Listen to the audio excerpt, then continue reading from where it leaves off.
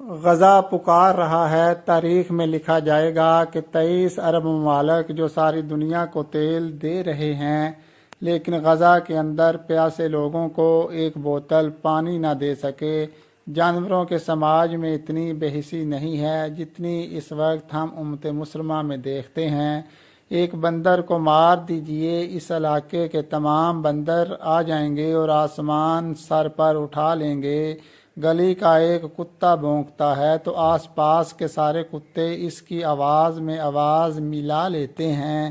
غیر تو غیر ہیں، ان کا کیا شکوہ کرنا۔ افسوس تب ہوتا ہے جب ہم ایک اللہ رسول کا نام لینے والوں میں یہ بے حسی دیکھتے ہیں۔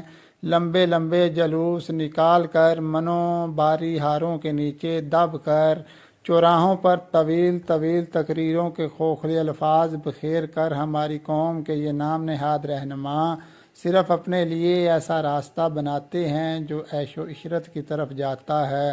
سنا ہے ڈوب گئی ہے بے حسی کے دریا میں وہ قوم جس کو جہاں کا امیر ہونا تھا۔